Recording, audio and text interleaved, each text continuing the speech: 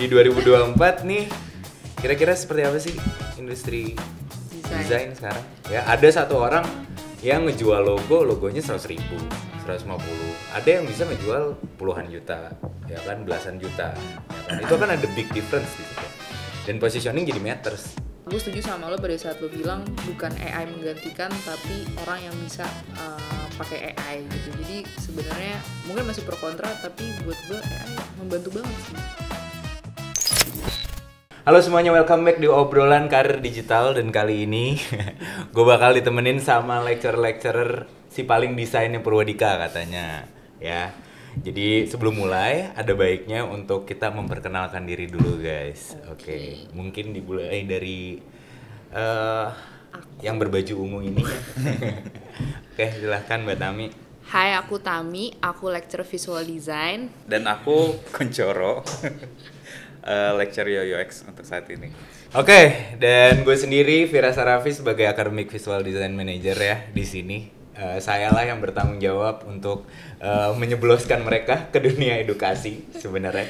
Nah, tapi sebelum lebih dalam nih kita ngomongin topik hari ini. Jadi kita bakal ngomongin Gen Z di dunia profesional, khususnya di bidang desain ya pasti.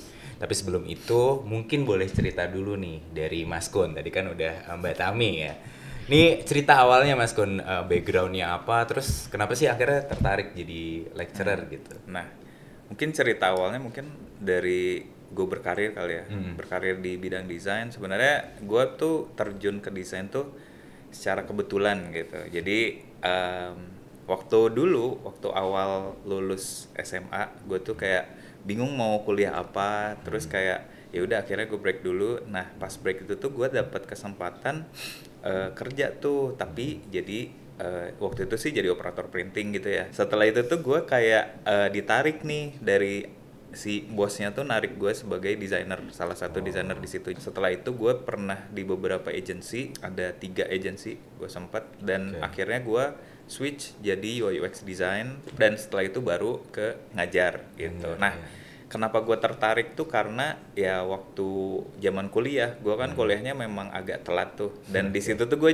jatuhnya jadi abang-abang senior gitu lah ya, bisa karena lebih tua dibanding teman-teman gue gitu. Dan di tempat kerja gue pun gue tuh kayak seniornya gitu. Jadi gue tuh kayak ngajarin mereka sih sebenarnya, karena gue punya beberapa anak magang waktu itu sempet, dan punya teman-teman kuliahnya tuh yang masih junior gitu. Jadi gue kan udah kerja nih, jadi gue kayak ngajarin mereka gitu. Nah dari situ tuh gue menemukan sedikit kesenangan ketika apa yang gue ajarin tuh mereka paham gitu. Kurang lebih kayak gitu sih. Disebutnya sebenarnya kalau di standar desain tuh apa, desain yang dipercetakan tuh sebenarnya design operations. Nah, berarti dari design operations naik graphic designer, berkarir jadi UX gitu. Ya, ya gue percaya sama sih, semua pasti jadi pengajar tuh yang dilihat pasti passionnya pertama, passion gak sih di ngajar. Dan ya oke, next ya Mbak Tami silahkan. Kalau gue mulainya gimana ya? Gue pernah di agency, pernah juga di brand. And then kenapa gue milih jadi lecturer di sini? Karena gue ngeliat ternyata jadi lecturer tuh panggilan, nggak tahu sih. Cek. Kan katanya kalau misalnya jadi lecturer lo mesti kayak dari diri lo sendiri nih. Terus gue pas nyoba ketemu Mas Kun, gue kayak oh ternyata cocok ya, dan ternyata seru ya bisa sharing sebanyak ini, kayak gitu sih, lebih ke gitu. Oke, Mbak Tami ini dulunya creative director ya Mbak Tami? Ada benarnya. Di salah satu company yang cukup besar ya? Lumayan. Yang hijau-hijau ya? Aduh, jangan disebut dong. Iya, karena sebenarnya kalau di Purwadika memang kita mengambil lecturer ya dengan basic ya memang praktisi, yang bukan sekedar praktisi tapi memang punya pengalaman dan punya excited sendiri untuk menganalisa industri sebenarnya ya. Seperti contoh tadi Tami salah satunya, dan juga Mas Kun yang mulai udah ngerasain fase agency, fase ini, dan sampai ke UI UX. Nah, ngomongin tentang di industri nih ya, kita akan masuk ke topik berikutnya, yaitu adalah kita ngobrolin desain industri sekarang nih pasca tahun berapa sekarang? Tahun berapa? 2024 ya.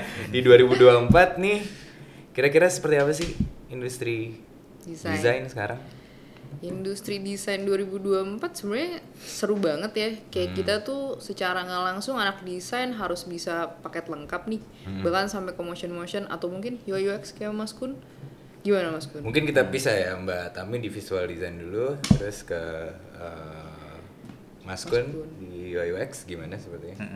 UX pun sama gitu, untuk apalagi untuk fresh grade-nya untuk saat ini tuh kayak lumayan harus palu gada gitu loh si studentnya. Kadang juga nyerempet ke visual design yang tadinya mungkin kayak 4 tahun lalu tuh spesialis banget gitu ya, bukan generalis. Cuma sekarang tuh ya mau nggak mau kita harus jadi generalis sih. Jadi kadang student gua gitu laporan gitu, Mas caranya bikin banner tuh gimana ya visualnya gitu, cara mulainya gitu. Nah, kerjaan-kerjaan kayak graphic design tuh masuk sekarang gitu ke ranahnya UX. Tapi kalau di graphic design masuk nggak tuh ranahnya si UI UX? Masuk lagi. Iya, dia biasanya terakhir apa? Ada anak graphic design yang disuruh buat landing page juga Mas, buat website. Jadi lucu ya. Tapi memang sekarang intinya yang sedang eranya Gen Z nih sekarang. Gen Z yang menguasai, maksudnya job landscape atau job market sekarang. Nah, dari teman-teman Mbak Tami dan Mas Kuncoro, ini kan rata-rata saya pun tahu ya, saya ngeliat data student ya. Pasti student kebanyakan Gen Z kan kita ya. Dan ya millennials mungkin ada tapi udah mulai bergerak ke ranah rata-rata student Purwadika itu Gen Z. Gimana sih karakteristiknya sebenarnya si Gen Z ini gitu? Kalau dari student ya, dan ada beberapa. Aduh gimana ya? Jadi curhat. Jadi ruang guru nih, curhatan ruang Jadi guru. mungkin lebih ke work life balance-nya. Jadi mereka gimana caranya beres gitu. Enggak lembur-lembur intinya kayak gitu sih. Kalau yang gue lihat. Berarti ngomongin work ethic-nya dan lain-lain ya. Tapi memang ya work life balance itu jadi salah satu notes yang sering kali ya dipertanyakan bahkan saya. Jadi gue tuh kan kalau kelas baru masuk pasti ngisi di awal ya, ngisi welcoming berapa student pasti ditanyakan gitu ya. Kalau Mbak Tami sendiri di visual design? Kalau di visual design sih sebenarnya mungkin udah pada tahu kalau mau work life balance kayak agak susah ya. Kadang kan kayak jam 9 tiba-tiba lo di call gitu kayak revisi dong gitu. Tapi agak mirip sih sama student-student Mas Kun, mungkin kayak mereka juga lumayan banyak pengennya tuh bisa work life balance gitu lah. Ya tapi bener gak sih yang di berita-berita tuh atau di news ya kalau kita lihat ya, anak Gen Z tuh suka tiba-tiba hilang gitu. Gimana kalau kalian tuh kalau di kelas ngerasanya? Sebenarnya itu tuh kayak iya dan enggak sih. Ya jatuhnya kayak balik lagi ke personalnya sih sebenarnya. Mau umurnya berapapun ya sama aja sih. Mungkin bukan hilang-hilangan sih, lebih ke apa ya? Mereka tuh attention span-nya tuh lumayan agak singkat gitu. Mungkin lebih ke situ sih. Bukan tipe yang hilang-hilangan, tapi kayak ketika mengerjakan sesuatu yang baru mereka seneng, tapi ketika udah jenuh gitu ya, misalkan ngerjainnya itu lagi gitu, kayak mereka tuh gimana caranya nih si studentnya nih tetap di hype-nya tuh tetap kita bangun, kita gitu. jaga ya. Gitu. Lebih ke yang gitu sih. Kalau hilang-hilangan sih tergantung personalnya. Oke, tapi make sense ya, karena kita juga sekarang kan mengkonsumsi konten digital dan sehari-hari gitu. Dari platformnya misalnya TikTok dan Instagram itu kan pasti fokus orang itu, kalau nggak salah saya terakhir baca tuh cuman 1 detik, 3 detik. Orang cuman fokus nggak suka sama kontennya, scroll ke bawah.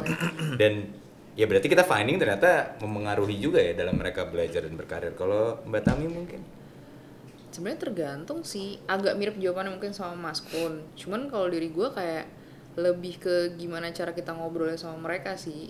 Kayak nggak semua tipikal mereka tuh selalu hilang gitu. Yang penting tuh kayak kita bisa ngasih tahu ke mereka kayak ini ada ini, terserah lu mau ngerjainnya mau koprol, mau misalnya sambil kayang atau mau gimana, terserah. Yang penting jam segini lo udah harus deliver kayak gitu sih. Tapi bener sih, gue percaya dengan metode ini ya Mbak Tami, give and take itu works. Betul. Ya. Jadi cara salah satunya gimana kita mengajarkan adalah kita malah bertanya ke mereka dulu kan, ekspektasinya kemana, apa yang dimimpikan mereka. Saya tidak tahu kenapa mereka sangat intensinya tinggi di kata mimpi.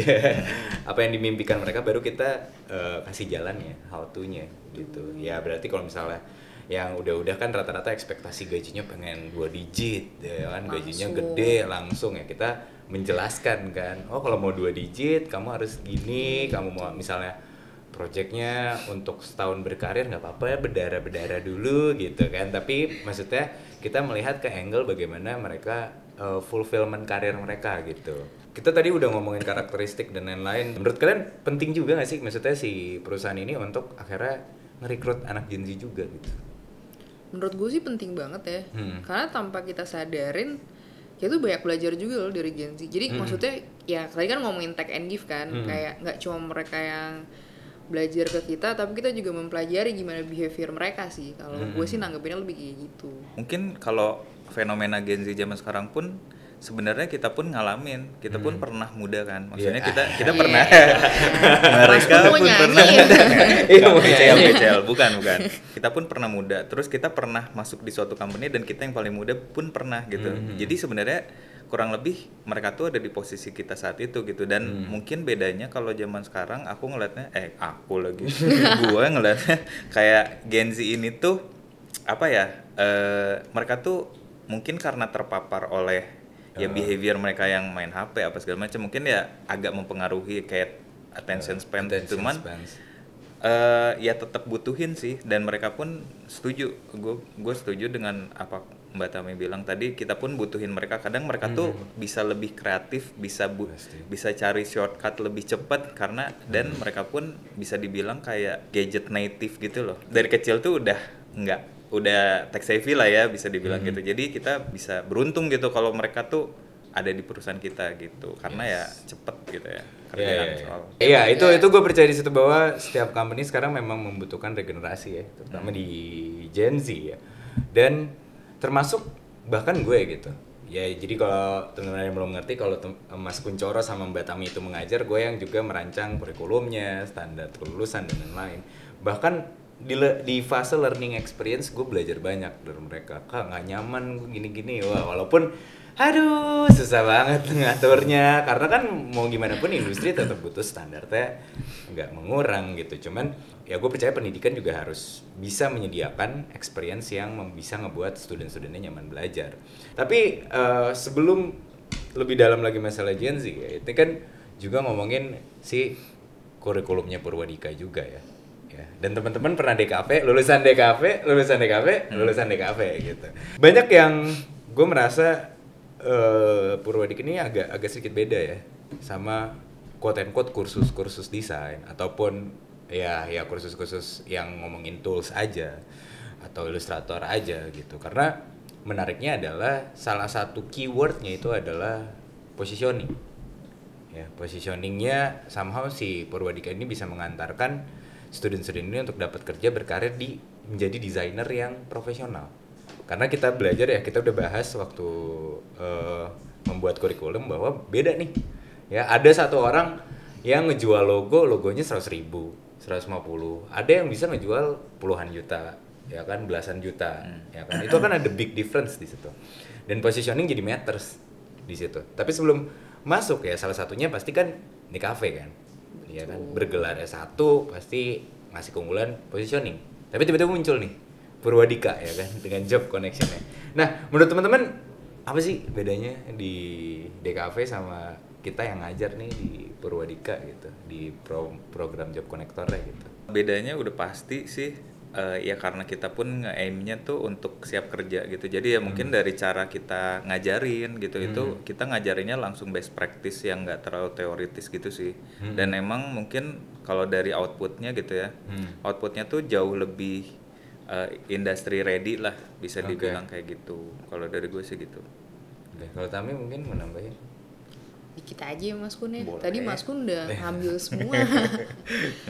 Mirip sih kayak Mas Kun. Intinya kita di sini banyak sharing kayak gimana sih industri berputar kayak gitu. Dan maksudnya mungkin ada hal-hal yang kayak contoh paling kecil aja, Kak, quotation tuh apa sih? Itu dulu pertanyaan yang paling sering ditanya. Oh ya, quotation, invoice. Iya, quotation tuh apa sih, Kak? Gimana bikinnya sih, Kak? Kayak gitu tuh sering banget gitu. Lo pernah dapet gak sih pertanyaan kayak gitu? Iya, quotation, invoice, pitching tuh gimana sih gitu ya, kayak gitu.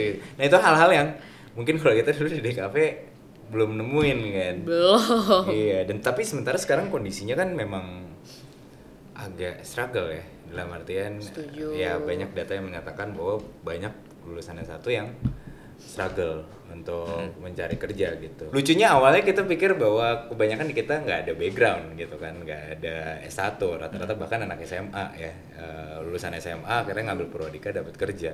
Cuman setelah gue ambil lagi datanya, ternyata yang menarik adalah cukup diverse ini si Purwadika. Ada yang lulusan SMA dapat kerja, ada lulusan kuliah S1 DKV pun ngambil Purwadika.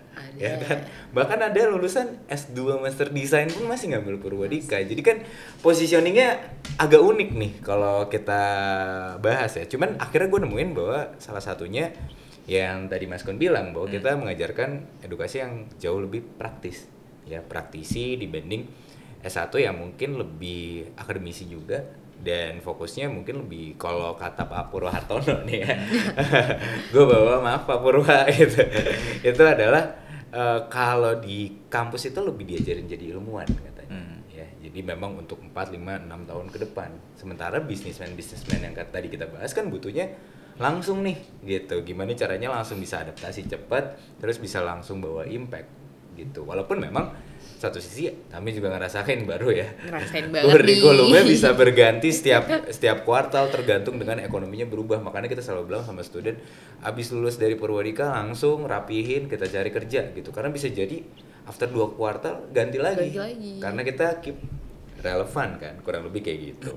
Nah, tapi mungkin kalau dari Mbak Tami sama Mas Kuncoro, ada nggak sih kayak cerita-cerita yang dari student nih, cerita sukses yang tadinya mungkin nggak nyangka gitu ya, tapi ternyata bisa berkesan gitu buat Mas Kon ataupun Tami. Nah, akhirnya nggak bisa lupa nih bahwa nih kisah studentnya unik banget nih gitu. Ada kisah unik banget sih Ras. Mungkin lo pernah tahu campaign yang selalu kita obrolin, Kim Cinta. Apa? Kim Cinta. Kim Cinta apa tuh? Jadi ada seorang anak lah, dia frustasi nih dapat nilainya kayak kecil mulu dari gue kayak. Akhirnya dia kayak oke deh mengambil sebuah brand makanan terkenal warna merah lah ya gitu. Terus Kak ini campaignnya gue mesti bikin apa? Ya gue bilang dong ya terserah lo carilah lo mau gimana gitu kan. Dia mendapatkan inspirasi itu kocak banget, lagi-lagi di GBK kayak kan gue jualan kimchi nih. Terus gimana caranya gue bisa bikin si kimchi ini lo suka sama gue gitu loh. Terus ya udah Kim Cinta aja. Nggak tahu ya di momen ini dia dapat nilai tertinggi sekelas. Itu kan salah satu. Terus mungkin yang unik lagi ada tuh pernah anak pesantren dari Bondowoso. Kaget gue kayak dia tahu dari mana gitu. Dan ternyata pas dia di sini lucunya adalah style dia tuh pas datang menurut gue ya, gue bukan jahat nih, tapi menurut gue kayak tapi jahat. Kayak apa ya, kayak bapak-bapak lah gitu. Terus seiring berjalannya waktu dia nongkrong mungkin sama temen-temennya apa gimana, datang-datang ke sini udah diperm rambutnya. Gue kayak kamu tahu ini dari mana gitu, kamu ke salon mana gitu kan, kayak jadi gue yang kepo gitu kan, kayak ke salon mana dia kayak gitu. Banyak sih sebenarnya kalau cerita lucu-lucu, ataupun ada yang udah pernah S2 tapi dia ambil lagi Purwadika kayak gitu. Apa tuh kata dia? Kata dia lucunya dia ngerasa dia pengen melengkapin tools yang memang dia ngerasa dia belum dapatkan setelah dia S1, dia S2. Ada beberapa hal yang mungkin tidak disampaikan pada saat dia S1 S2 itu. Dia merasa di Purwadika tuh lebih relevan dengan industri kayak gitu. Akhirnya dia masuk nih ke sini, dan ternyata setelah dia ngobrol sama gue, terus kadang-kadang juga suka ngobrol kan sama Mas Kun, sama Firas juga gitu kan. Jadi dia ngerasa disinilah dia mendapatkan jawaban yang dia cari kayak gitu. Iya sih, tapi gue pun sebenarnya ngakuin sih kayak waktu kuliah nih sebenarnya ya tidak industri ready, dan gue kalau belum kerja tuh waktu itu gue bingung mau ngerjain apa sebenarnya tugasnya gitu. Cuman kebetulan juga udah kerja, jadi gue lumayan tahu nih, ini arahnya ke sini gitu. Kalau Mas Kun sendiri ada cerita juga? Cerita sedih ada, cerita. Aduh. Mungkin lebih ke cara ngajar kali ya. Jadi dia tuh kan orangnya pendiam gitu ya. Gue tuh tipenya yang selalu nanya ke student masing-masing gitu loh. Jadi kalau lagi gue ngajar, gue selalu involvein mereka. Menurut kamu gimana? Kayak gini-gini. Diajak diskusi gitu loh, lebih ke yang ngajak diskusi. Nah, pas di ending, pas the end of the class gitu ya, di 3 bulan kemudian kita tuh adain sesi kayak ya saling inilah last day gitu lah ya. Dia tuh kayak nyampein menurut dia gitu, gue tuh salah satu tipe ngajar gue, dan gue tuh pengajar yang sabar dan menurut dia yang terbaik buat dia gitu. Terus waktu itu dia nangis, gue ikutan nangis dong waktu itu. Gue keren banget, aneh banget kan, gue tuh kayak nggak pernah nangis, tiba-tiba kayak gue tuh nangis karena gue jadi kebayang selama ini dia diajarin gimana gitu sama guru-gurunya, jadi kayak ikutan sedih gitu loh waktu itu. Jadi kayak tapi sekarang udah kerja anaknya? Udah lulus juga sih. Oke juga, cuma emang tipenya yang introvert banget gitu. Jadi Iya, gue juga sering menemukan ya, karena saya bagian mengujinya ya. Saya sering digedor pintunya sama guru-guru ini ya, kayak Mas Wiras ini nilainya. nah itu apa ya, salah satu signifikannya pasti soft skill ya, soft skill dan gimana individual development ya, yang gue lumayan merasa beda banget nih antara yang di cafe dulu yang kita cenderung agak dilepas ya. Kalau di Purwadika benar-benar diperhatikan gitu ya, mau bahkan bagaimana presentasinya, bagaimana mereka berani untuk berbicara juga, bahkan sampai banyak juga yang karena kita kan mungkin dari tadi kasus Tami ada yang sampai berubah gaya fashionnya karena mungkin kita arahkan design taste ya. Design taste itu kan luas banget ya, dan learning experience-nya kita bangun, jadinya mereka lebih perubahannya juga unik-unik juga gitu. Aku lanjut lagi, kenapa learning experience itu penting? Salah satunya juga daya tangkap muridnya gitu ya. Seperti yang tadi Mas Kun sering bilang bahwa informasi sekarang udah banyak gitu. Kalau cuma cari teorinya banyak lah di internet gitu. Banyak orang kan bilang ya bisa belajar di Google, cobain aja gitu kan.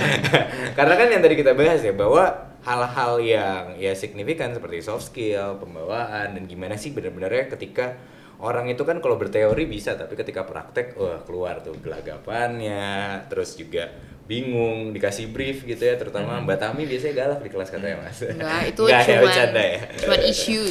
Enggak. Tapi dari Mas Kun sama Mbak Tami juga gitu. Kira-kira apa yang udah dikasih Purwadika tuh impactful nggak sih sebenarnya ke studentnya secara berkarir tuh? Kalau kita lihat ya, kita dulu kan pernah jadi head juga nih masing-masing kan, ada yang creative director, ada yang head UX juga ya, Mas Kun pernah. Cukup signifikan nggak sih sekarang kalau kita kan dengan kurikulum ini, percepatannya, positioningnya juga yang kita bahas tadi, apakah sudah di jalur yang benar? Karena beda banget nih, ya desainer sekarang buka TikTok belajar jadi desainer. Tapi kan ternyata yang tadi kita bahas beda nih, ada desainer yang dibayar cuman 50.000, tapi ada juga desainer yang bisa dibayar 5 juta, 2 juta. Apakah kita sudah mendeliver itu gak sih buat Mas Kun? Kalau dari alumni ya, yang ngobrol-ngobrol juga ya, dan dari resultnya sih sebenarnya, karena gue pun sebenarnya jujur kan pernah di industri beberapa tahun gitu ya. Gue tuh tahu gitu bahwa ini tuh kurikulum yang diajarin tuh oke. Dan apa yang dijadiin tugas buat mereka gitu ya, design challenge gitu, nah itu tuh outputnya tuh oke. Dan mungkin dibandingin teman-teman kerja gue dulu pun, gue ngerasa kayak wah ini mah jauh gitu, lumayan gitu ya, pengetahuannya, knowledge-nya, terus kayak skill-nya juga, tools-nya juga. Mungkin ya kurangnya adalah di pengalaman, dan itu pun ya jam terbang lah ya, balik lagi gitu. Dan gue ngerasa pede sih, gue ngerasa pede untuk bahwa outputnya si student ini tuh udah industry ready banget gitu. Jadi, maksudnya kayak untuk masuk ke suatu industri itu ya udah tek gitu. Ada tek. Tapi ya tinggal studentnya aja gitu, tapi soft juga skill dan lain-lain. Iya, tapi juga kalau misalnya untuk beberapa kasus kan kalau misalnya nggak ada experience juga masih ada kita tuh, kan karena supportnya masih ada, masih sering kan teman-teman alumni yang masih sharing, mungkin janjian sama Mas Kun di jam kerja ya, di luar jam kerja ya, untuk kayak konsul karirnya, wah apa aja dicurhatin Mas Kun ya. Nah kalau Tami gimana? So far sih, karena silabusnya udah keren banget dibikin sama Viras, kayak kita sih tinggal ngelanjutin silabusnya aja. Sama yang pasti sih kan pengalaman gue di industri ya lumayan aja lah ya gitu. Lama-lama. Jadi kayak gue juga nge-mix nih antara apa yang gue dapet di industri, terus gue sharing juga ke mereka gitu. Terkadang gue nggak nganggap mereka student, bahkan terkadang gue nganggap mereka itu adalah tim gue, kayak gitu. Contohnya misalnya kayak part-part kita kan ada beberapa DC kan, especially di campaign, gue kan benar-benar akan sharing ke mereka dari sisi silabus itu seperti apa dan dari sisi industri itu seperti apa, kayak gitu. Jadi kalau misalnya mereka ngotot, gue akan tanya nih, data lo mana? Kita bicara by data gitu. Dan mungkin secara tools juga ya sekarang murid-murid udah jago pakai AI dan lain-lain juga. Nah itu menarik untuk dibahas. AI ini lagi rame banget, tapi kita selalu percaya bahwa ya ini pada akhirnya the next tools, bukan yang gantiin, ya kan ya, selalu seperti itu. Nah dari Mbak Tami mungkin atau Mas Kuncoro dulu, bebas. Yang mau cerita nih sih gimana sih ngajarin AI dan udah diterapin belum? Udah diterapin kah? Terus ngeliat perbedaannya sama dulu, mungkin zaman dulu kita kan manual ya, sesimpel. Sekarang ada yang generatif image, bisa buat image, dulu kan nyari berjam-jam nyari image dan lain-lain. Ya itu impactnya gimana sih pengajaran si AI ini? Mungkin dari Tami dulu boleh? Sebenarnya kalau dari gue impact pengajaran AI ini tuh mempersingkat waktu banget. Kalau lu pernah ngerasain dulu lu bikin DI and then di zoom sampai benar-benar di zoom, mungkin di era ini nggak perlu sih. Karena gue setuju sama lo pada saat lo bilang bukan AI menggantikan tapi orang yang bisa pakai AI gitu. Jadi sebenarnya mungkin masih pro kontra, tapi buat gue AI membantu banget sih gitu. Setuju sama gitu. Jadi kalau dari UX ya, kayak kita butuh temen ngobrol gitu. Misal ya gue pun selalu ngajarin gitu, kalau kalian mau ngobrol sama gue gitu dan misal di jam-jam tertentu malam misalkan, kalau bisa tanyain dulu ke AI dulu gitu. Karena di AI pun jadi kayak temen ngobrol gitu loh. Misalkan tentang apa flow gitu, misal flow pembayaran gitu, flow pembayaran yang oke tuh kayak gimana sih? Dijabarin gitu. Terus ya itu jadinya jatuhnya kayak temen diskusi aja sih. Dan mungkin kelebihannya tuh kayak zaman dulu nih website nih pasti kontennya tuh dummy, lorem ipsum gitu, with no context at all gitu. Nah kalau sekarang tuh kayak lumayan lebih clear aja sih, dan lebih ready aja. Misal kita kasih ke kliennya atau si student gitu, ngasih design challenge untuk lamaran kerja, ya pergunain AI gitu untuk ngebantu copywritingnya gitu. Cuman jangan minta dibuatin tugas-tugasnya full dari bawah ke atas gitu. Tetap konteksnya tetap mereka yang kasih gitu ya. Kalau gue baca terakhir jurnal itu yang menentukan tuh pasti ya critical thinking ya, critical thinking, analytical thinking dan struktural ya. Salah satu contohnya tadi mungkin Mbak Tami sama Mas Kun udah jabarin tuh untuk melajarin AI. Itu juga sebenarnya perlu latihan juga ya, karena DC mungkin berkali-kali ya student kita, jadi kayak udah hafal gitu, tau lah ChatGPT masuknya di mana, generatif kayak Adobe Firefly lah lain-lain gitu ya, untuk nge-generate image tuh bisa digunainnya untuk kerjaan tuh gimana gitu. Jadi memang sebagai alat bantu yang sebenarnya mempercepat. Aku setuju. Terakhir nih, ini mungkin teman-teman yang nonton ada yang student-studentnya yang mau masuk UI UX dan visual design ya. Sekarang digabung jadi ya, karena percepatan tadi aspeknya juga udah ketahuan. Salah satu clue-nya, anak visual design disuruh ngebuat website, anak UI UX disuruh ngebuat logo. Jadi kita satukan sekarang kurikulumnya, kita satukan dengan beberapa social proof dan riset juga sebenarnya. Pertama riset mungkin kebutuhan kerja ya. Kebutuhan kerja sekarang membutuhkan graphic designer yang ya selain bisa UI UX bisa PD juga. Begitu pula di baliknya, dan juga ada banyak social proof di luar ya, seperti kayak freelance dan lain-lain. Sekarang lebih banyak ya, kalau satu talent itu punya skillnya UI UX sama visual design itu peluangnya jadi banyak banget gitu. Dan seperti yang Tami bilang tadi, quotation dan invoice jadi satu kan. Jadi lebih cuan tuh biasanya kalau skillnya cukup lengkap.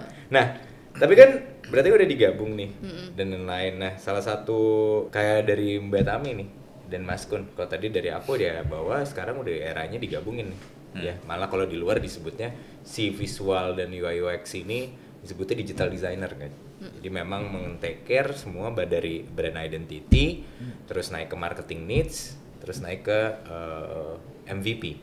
Ya kalau di UI UX dikenalnya MVP produk awal-awal lah, belum begitu dalam. Kalau udah dalam barulah mereka nge-hire UI UX yang berfokus gitu. Nah, dengan kondisinya lagi seperti ini nih, tips mungkin dari Mbak Tami dulu untuk temen-temen yang nonton mungkin yang baru mau masuk atau lagi menentukan nih next step pendidikannya gimana atau pengen berkarir ke desain, tuh tipsnya apa sih? Tipsnya yang pertama adalah perbanyaklah nongkrong. Disuruh main Banyaklah Iya. nongkrong, dan kalau misalnya males baca, please banget lah baca-baca artikel yang kecil-kecil kayak di Instagram gitu.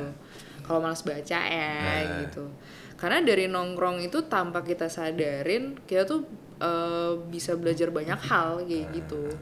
Yang kecil-kecil tapi bisa dijadiin inspirasi kayak gitu. Setuju.